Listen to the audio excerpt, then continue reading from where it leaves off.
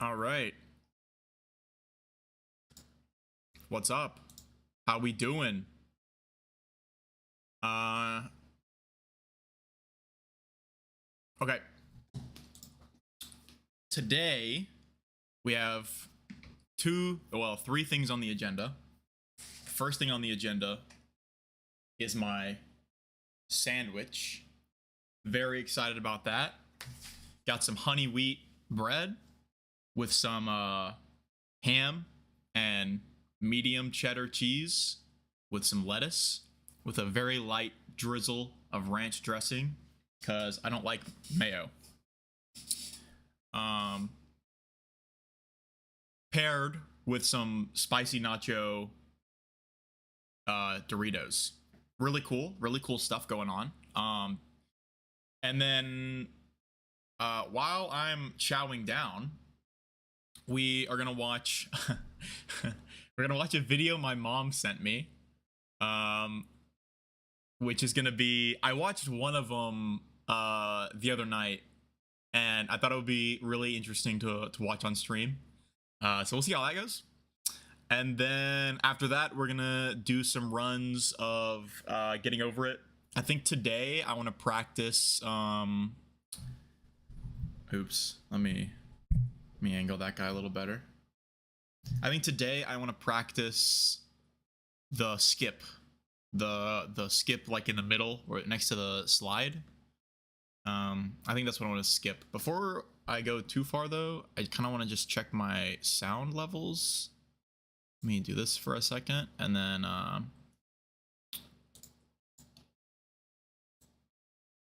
are we sounding today? We sound pretty good there. How about over here? Hello? Okay, we're good. We're good. Wait, that was stupid. I don't need to check the output on different streams. I just need to check it in OBS because it's uploading the same thing regardless. Okay. Well, without further ado, I think we are ready. Let's close that out. We don't need that. So let me pull up this video for us to watch while I eat. Definitely close that. All right. So my mom sent me this video. I actually don't even have the link on my I don't even have the link on my computer. She texts it to me. Okay. Let's see what we got here. I know it's on YouTube. I think it's on YouTube. Hopefully she didn't send me like a Facebook link. How do we know what we know? Yeah, that's my guy. Okay, so this channel is just like a Christian. Actually, let's just look at their channel instead of me explaining it. Right now, no, that's okay. Thanks though. They don't even have like an about. Oh, founded by R.C. Sproul, Ligonier Ministries exists to proclaim, teach, and defend the holiness of God to as many people as possible. We want to see the nations flooded with knowledgeable and articulate Christians. To that end, we serve the church by producing discipleship resources that are rooted in the historic Christian faith.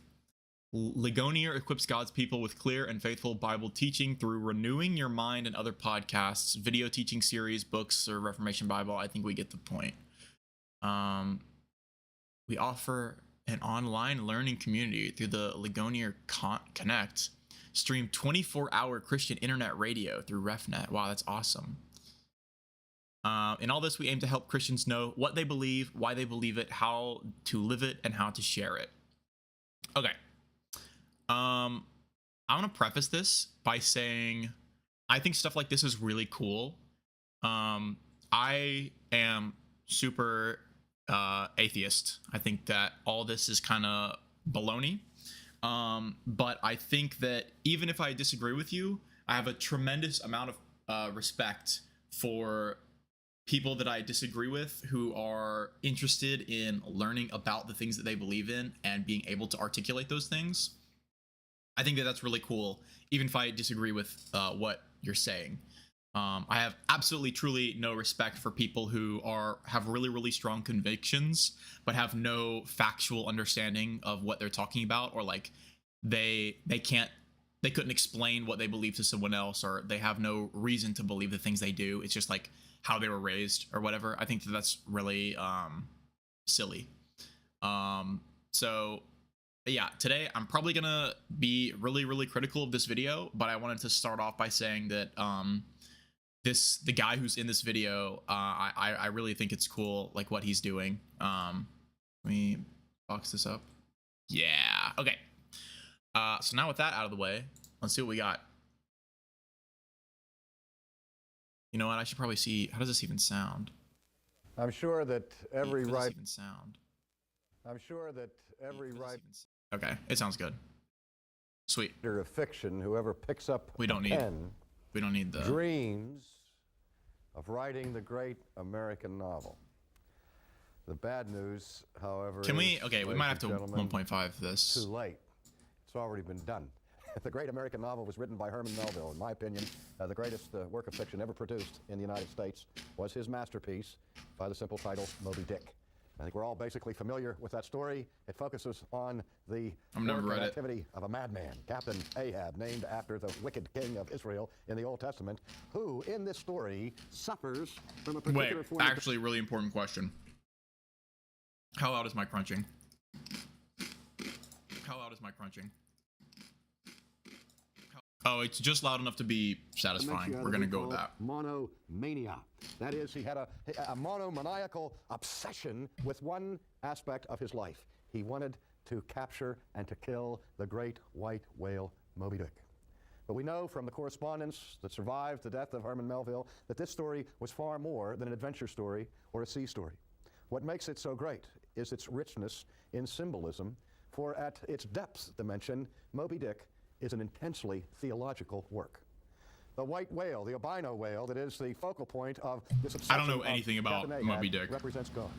And you know throughout the story that Ahab dropped everything, all other concerns, the commercial venture of the Pequod. He abandoned that when he came upon a ship in distress searching for those who had been lost overboard, the Rachel. He refused to lend a hand because he had one thing in his mind, and that was to kill that cursed whale. Well, he charted the movements of the whale. He chased them over the 7 seas, but he wasn't able to find him. And so to spur his crew on to greater intensity and concentration, there's one episode in the book you may recall. He ordered that a gold doubloon be nailed to the main staff in the center of the main mast in the center of the ship. And he posted this doubloon and announced the reward for the first man who sighted Moby Dick would receive this small fortune. And then what follows in the story is Melville examines each of the crew members' responses and reaction to the promised reward. He gets inside their minds. The first mate comes and looks at it, and he dreams of what he can buy with that gold doubloon. He thinks of cigars. He thinks of other creature comforts that he can purchase. The harpooners look and see, oh, if I just could win this prize, I can have the largest, best, most well-balanced, and sharpest harpoon in the world, and so on. Each person, ladies and gentlemen, had a completely different view of what that coin could mean to their lives. Until finally, the little cabin boy, whose name was Pip, he was crazy. He came and he danced around in front of the gold doubloon and he said, I see, you see, we all see. And the point Melville was making through the mouth of Pip was the idea that each individual, each personal subject had a different view of the matter. Well, no two of us view the world in which we live from exactly the same perspective. We have our antennae, we have the grid, we have the patterns, we have our own personal history, all of which contribute to the way we interpret reality as we encounter it. Now, from a philosophical perspective, we call that a worldview, a way of examining the world in which we live and the meaning. Oh, what's up, Gustavo Fring? Yeah, we're gonna be doing some getting over it speedruns later. Right now, I'm mid sandwich, so we're watching this video that my mom sent me. Here, I'll give you the peek. We got some beautiful ham and cheese today. How you doing, man? Is this your first time joining the stream? Of our own individual lives. Now, everybody has a worldview. For the philosopher or the theologian, perhaps, the structure of that worldview has been carefully thought out. Okay, sweet. We're It's been glad to have you. criticized, I don't know if you're analyzed, interested in like evaluated. philosophy at Certain all, elements have but been discarded, others have been this is added. a Most of us video go my through mom our sent lives me. with our own individual way of seeing She's the super world like around us traditional without ever giving a Christian, moment's and that's not me at all. consideration. So I thought it'd be This is fun what to go Socrates over it on called stream the before we unexamined, started the runs later. where we just sort of respond to what's there. So But far, a this guy Christian, is I'm just convinced, talking is about called to seek the mind of Moby God, Dick. to seek an understanding of his or The her book. world from the viewpoint of the eternal, to see things as best as we possibly can, the way God would have us view them, so that the things that we affirm are the things that God affirms, and the things that We haven't deny got to will any be the things that substance God yet. So what we're going to do in this series of lectures is to look, by way of introduction, at the most basic foundational elements that together make up the grid or the structure of a personal worldview. And so in this Okay. first session, we're going to speak Cool. on the theme of epistemology. Oh, I just And realized that's a word chat we isn't use every showing day. up today. It's on our grocery list and so on. I will define it in a moment, but before I do, I Why want is to take that a moment happening? to introduce a guest that I have invited to be a part of this series to help us as we struggle through an evaluation of the elements that make up worldview. Now, this I'll have guest to take is a look very at it in a famous, and second. You will It's recognize okay. him instantly the moment I introduce him. And however, he's not able to speak. Can't speak, but he's by no means dumb. Oh, He's I over might here, just skip and I'm sure you ahead. recognize him. He has been introduced and brought into the world by a Okay, Frenchman here's by the our name of most Rodin. replayed moment. We're skipping up to But here. Rodin has not represented the thinker in a posture of casual relaxation. He doesn't have him looking like a couch potato with his feet crossed and he's lounging and just sort of half ready to fall asleep. One of the principles of those involved in art, particularly in painting and in sculpture, Bro, the is other what video I Germans call watched the was principle so of much more the interesting than this one. the fruitful moment. But I'll be Rembrandt, for patient. Maybe he's about to example, blow my before he would mind. paint one of his classic portraits of a biblical character, would go through the process of rendering over 100 various sketches of the person he was going to capture on canvas. But he realized that in That's the final cool. portrait, he could only depict the person in one frozen scene. That's the difference between this kind of art and the art we find in drama or in the motion picture industry, where we can capture live action and movement. But so the artists like Rembrandt, Rodin, and the others, they would think of, now how can I best express and capture and Why are we talking crystallize the about art? essence of what this person represents in one still frame? Michelangelo did the same thing. He wants to do a statue of David. What moment in all of the life of David will he capture that will express the man? And he chose the moment of the reaching for the stones and preparing to hurl the stone against the giant. And then our imagination fills in the rest. Well, Rodin Okay.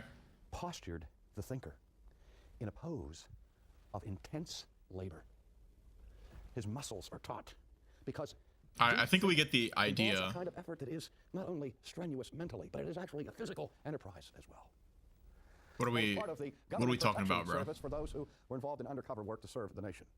And Elvis has been sent into hiding, and he's had these appearances that have been cited here and there across the world where people think that they've seen Elvis Presley. And in this discussion, Why are we talking about the Elvis? testimony of Who is talking about Elvis certified here? handwriting analysts was set forth. And both of these handwriting analysts maintained that writing that has Okay, clearly been here. Is this the How do we interesting know stuff? Okay, thank God. what we know. How do we know what we know? Good What are the question. means human beings use What do you to think, contact reality Gustavo? and How to do we know discern what we know? between truth and falsehood? Now, several methods of learning and of knowing have been examined and evaluated in the history of Western thought. Certainly the two most famous forms of epistemology you've all heard of are those that in the broadest generic sense may be called rationalism and empiricism.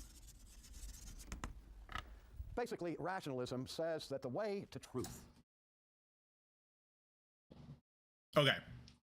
So, now that I'm not in school anymore, because I'm a jobless, no, I'm saying I'm a jobless bum. I'm a Twitch streaming bum. I gotta keep my mind fresh. So I have to, whenever I see a term, I'm gonna have to remember, what is this? Okay, so rationalism, as I remember it, was the theory or the idea that you can derive knowledge purely from reason, I believe.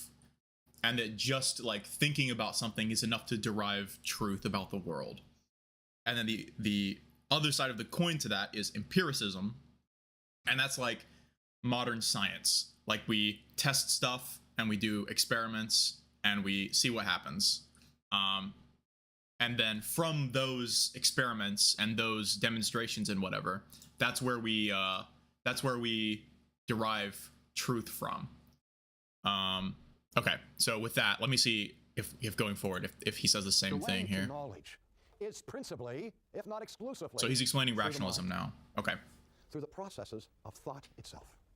And of course, one of the most important keys to rational investigation is the science of logic, because the real is deemed to be logical, and among hyper-rationalists, the logical is deemed to be real. But we'll let that for another time. On the other side of the spectrum, the empiricist is so called because the empiricist says, unless I can see it, taste it, touch it, smell it, feel it, it's not real. I don't believe it. That is, the empiricist says the way to truth is through the senses, through sense perception. Yeah, I think true so far. I was about to say that maybe we could even if we couldn't directly sense something, if there was some means of measuring it, that we would still believe it to be real. But I think like to perceive the measurement, you have to use your senses in some degree. It's so basically more physical than mental.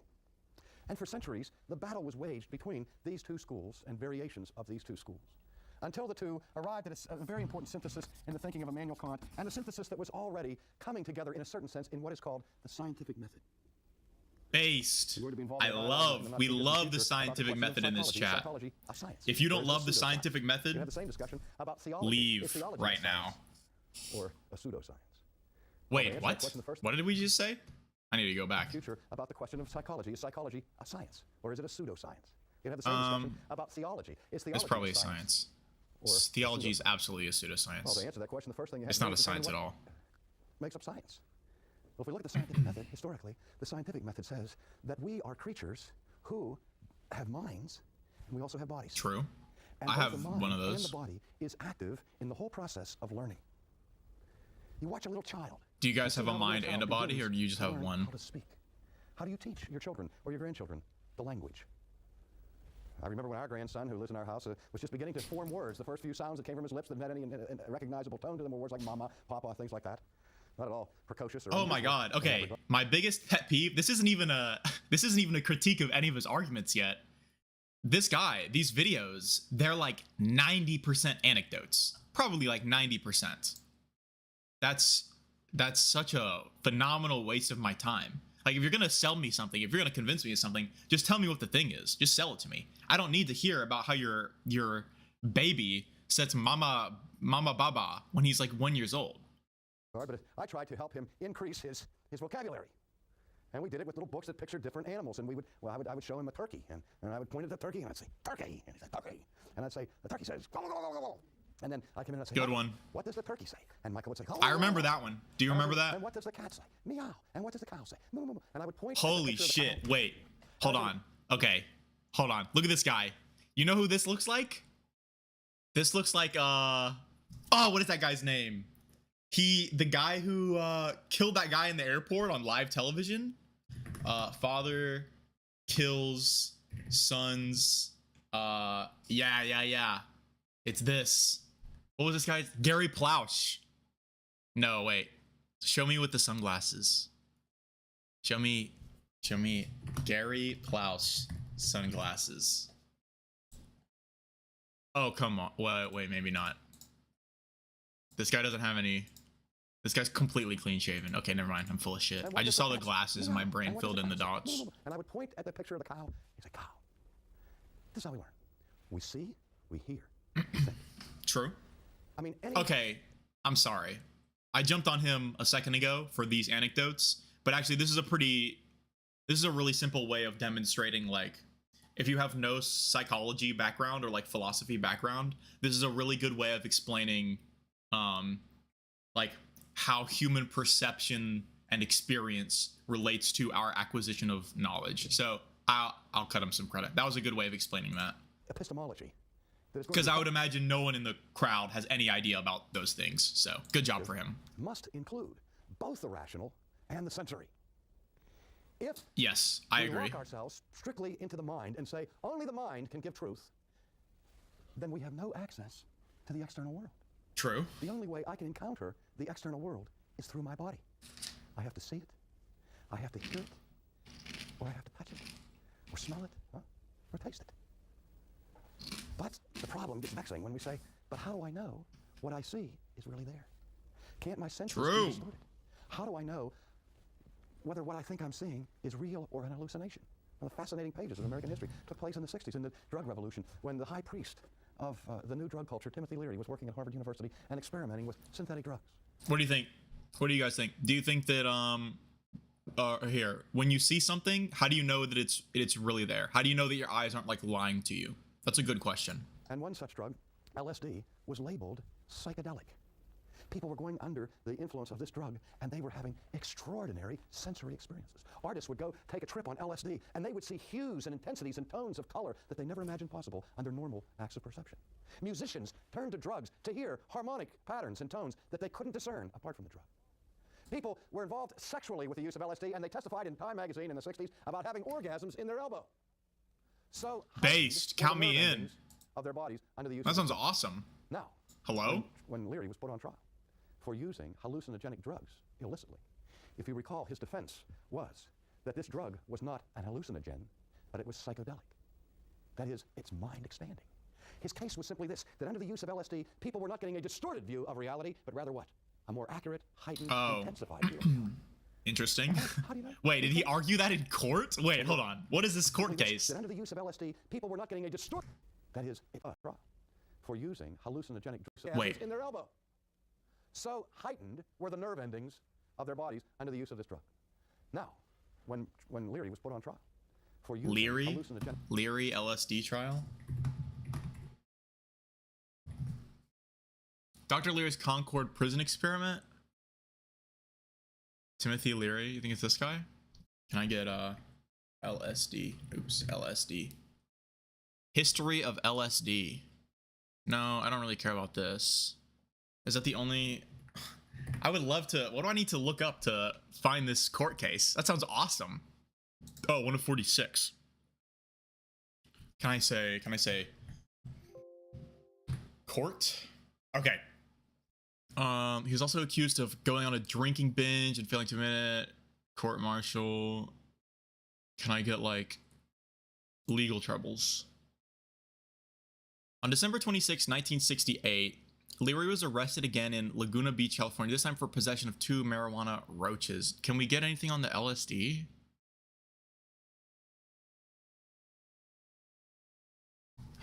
Fuck me. Wait, this guy was in the Millbrook experiment?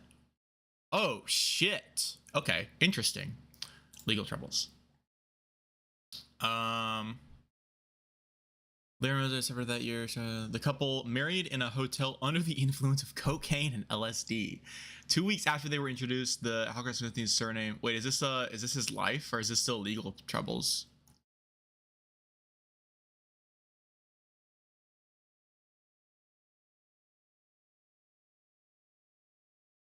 Come on, give me something about this. Okay, I don't care. If it doesn't have any info on the court case, I'll be just interested in seeing what he's talking about here. The fact that he tried to argue that like LSD was showing him a real reality. If you recall, his defense was that this drug was not an hallucinogen, but it was psychedelic. That is, it's mind expanding. His case was simply this, that under the use of LSD, people were not getting a distorted view of reality, but rather what? A more accurate, heightened, intense... That's probably not true.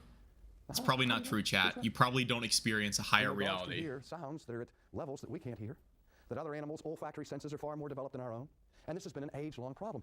As anybody who relies simply on the basis of what they see or hear or taste or touch, we know that our senses are limited and subject to distortion. But we can't get away without them. True. That is true. Everything he said so far is like completely true. Of Christ.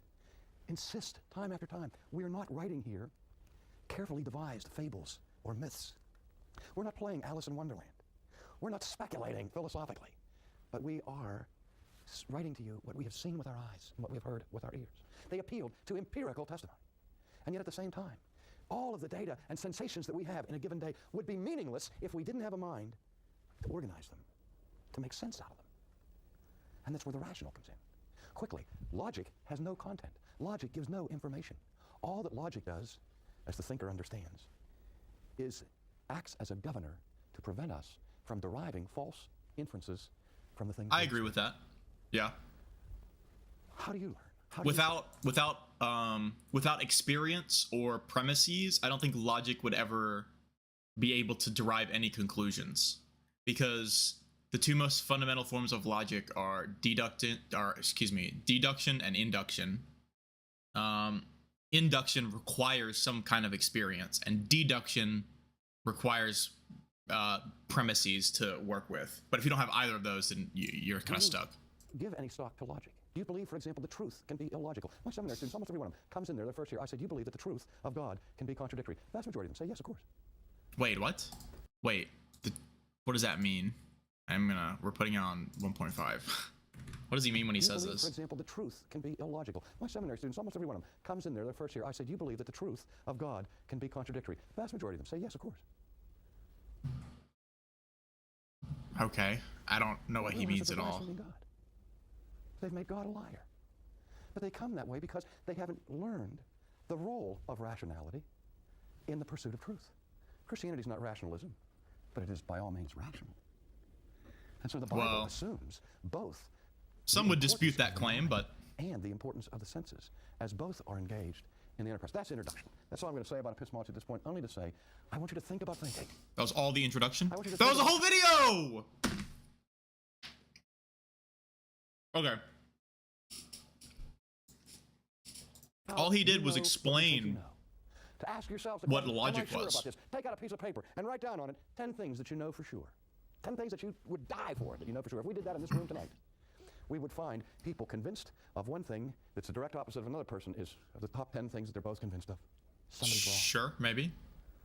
Well, wait, something's wrong? Is that what he said? Somebody's wrong. Somebody's wrong.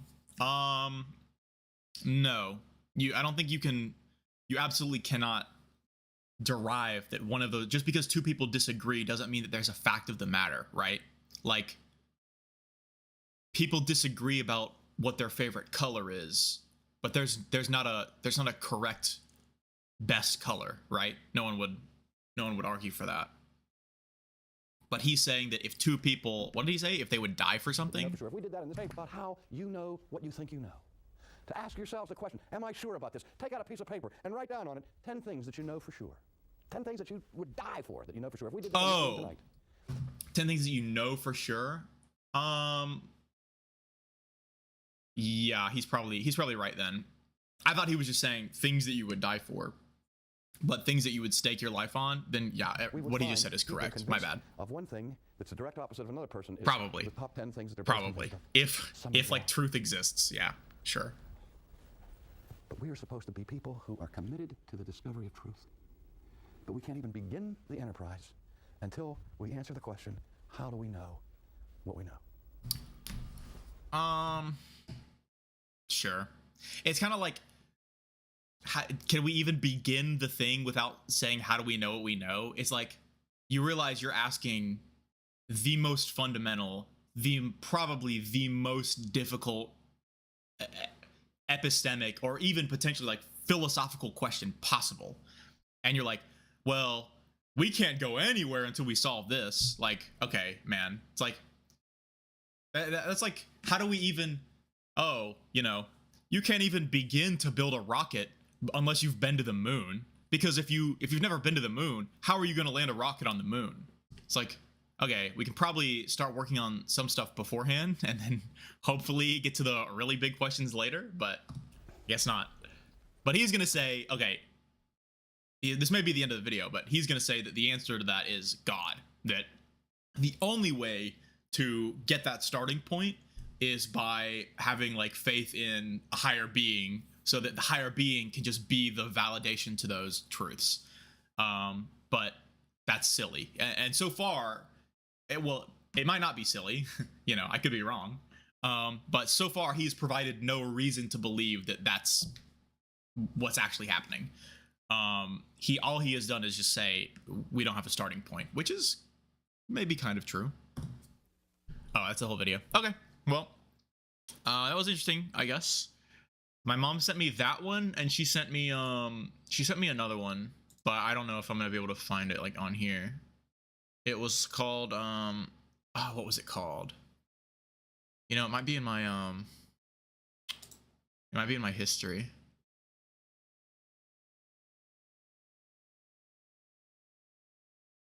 show me my... We're doxing on my viewing history. That's okay. Did I not watch this video? It may have been on my other account.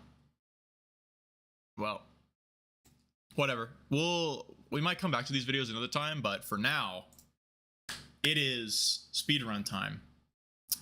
So let me switch this over, and before I start, I think I do want to fix the chat, because that's annoying. Oh, chat is just broken right now. That's what's happening. Why is chat broken?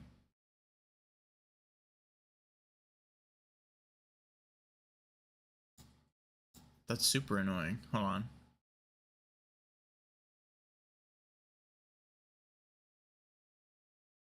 It may be something on Twitch's end, actually. Give me here. Can I...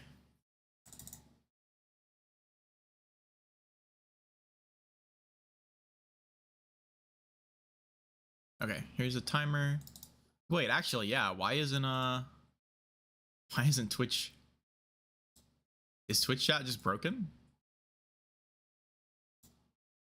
Hey, Gustavo, if you're still here, send any kind of message. I want to see if it comes through.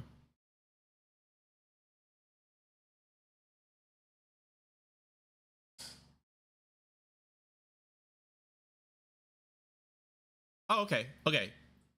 Wait, I just had to refresh the page. There you are. Thanks, man. There's a mod pack that gives you a built-in timer. Oh, I might actually get that then, because I've just been using the I've just been using this thing, the one that people use for all the other speedruns and such. You know what? Let me do one of these. Okay.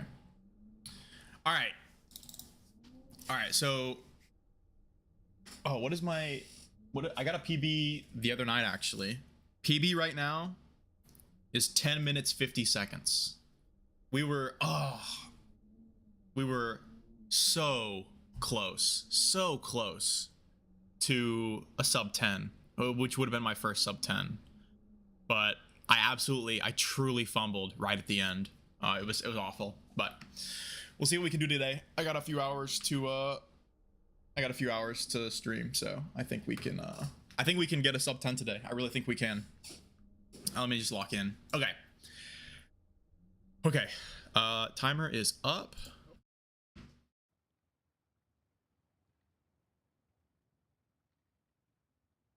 All right, let's go. I wanna, every time I get to the mid game, I want to at least attempt the skip, and if we get close, or if I just feel like it later, we may just sit there and practice it for a minute, or especially if it like kills the run, then we might practice. Oh, that was a good one.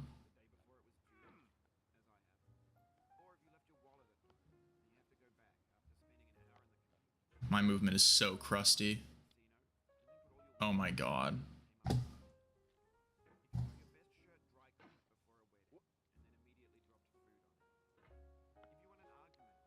Hello, coffee cup. Oh, my bad. Goodbye, coffee cup.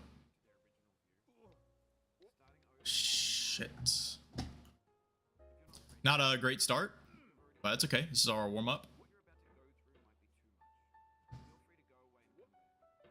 I'm not going to be too worried about like really clean movement, because at the end of the day, like the main thing that's going to determine my time is just how badly I mess up later on. So if I'm a little bit slow at the start, I'm not going to worry about it too much, I think.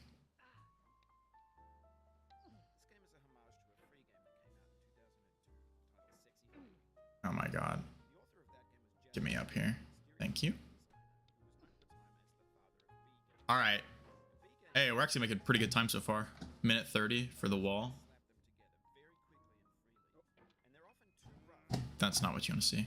Could have been a lot worse though. Damn. There needs to be a mod for this game where you every time you like slam into a wall, it plays the bonk sound from Mario 64. I would get that mod. Slides get pretty nice to know. Yeah, I've always people make it look so easy, and I've never sat down and actually like practiced it. Here, we're gonna give it a try right here. I think there's two ways to do it. There's one where you push and then you fling yourself. And then there's, oh, let's not do that. And then there's one where you just fling, but I don't know how to do either way, to be honest. Get me up here. Have you ever speedrun this game before? Or do you just watch?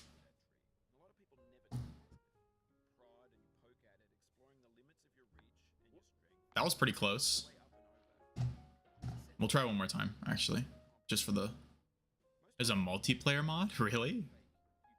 I haven't, this is like one of my favorite games ever. But, I honestly haven't played this game in like a year.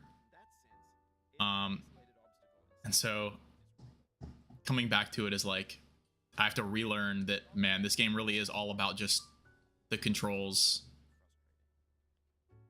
Ah, okay. Good try. We'll try again,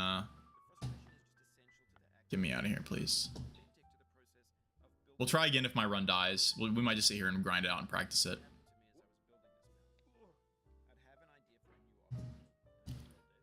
PB run was on 2 to 3 minutes. Well, damn. I should be watching you, I guess.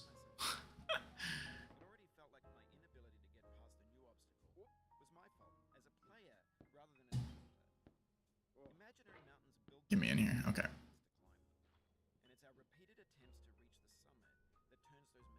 I used to speedrun this game very casually. Like when I actually after the first time God damn. Okay, well this is a great opportunity to practice our skip here.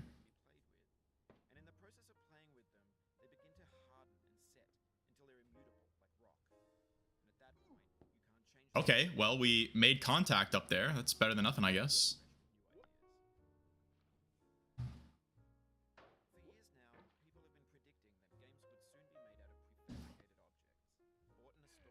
I stopped now. I'm trying to relearn it.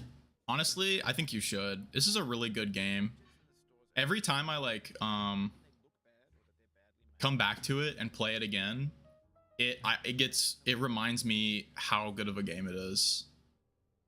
It's really well made, and it feels like even when you're beating it for like the 10th or like 20th or 50th time, it still feels like just as rewarding every time. At least in my opinion. First run back was 6 minutes. Wow, that's pretty fast. Don't do the same mistake again.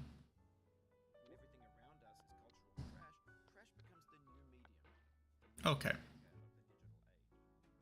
Making pretty good time.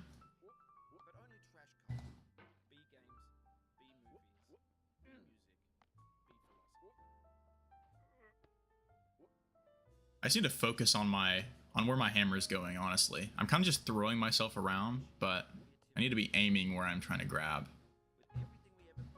Well, don't do that.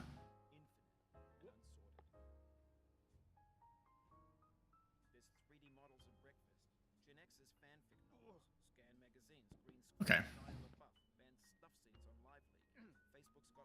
I go back and forth. The 59-second speedrun is insane. Yeah, I've seen... Oh, shit. Don't do this to me. I can't believe I actually just did that. It's okay. We saved this. That was almost like the worst mistake to make right before Orange Hell. The actually hard part. All right, here we go.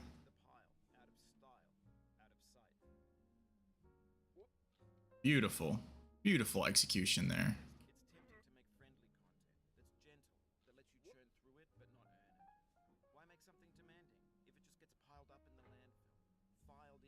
Whenever I fall, I always control R. Yeah, honestly, I don't blame you. I try to oh, let's be a little bit more careful here. I try to like even if I fall like all the way, like that potentially, I try to make myself like stay in it anyway, just for the practice. Oh yeah, that's fair. I've probably only spent like an hour like truly attempting to speedrun this game. So I'm very content with my time thus far. But yeah, I feel like at this point I have the potential to get in the sub 10 range. Well, not with this run, but with a run.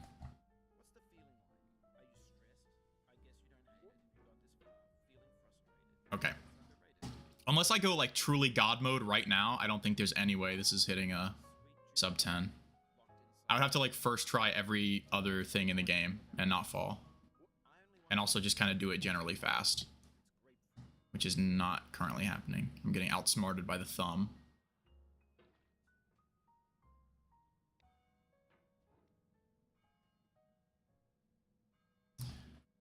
Have you ever streamed this game? My 166 hours? Oh my god. I think I have like 30. You can hear my dog downstairs.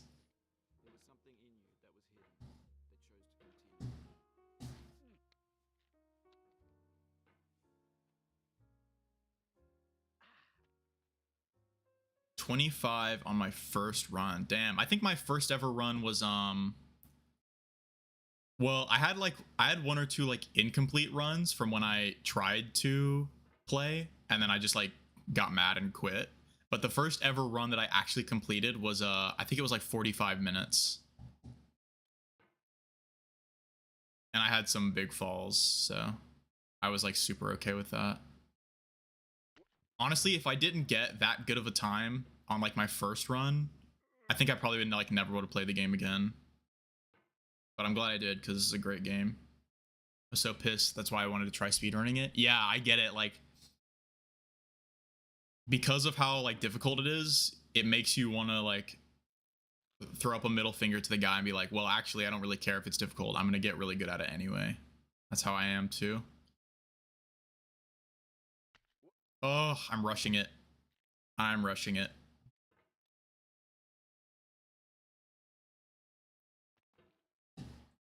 I need to slow it down.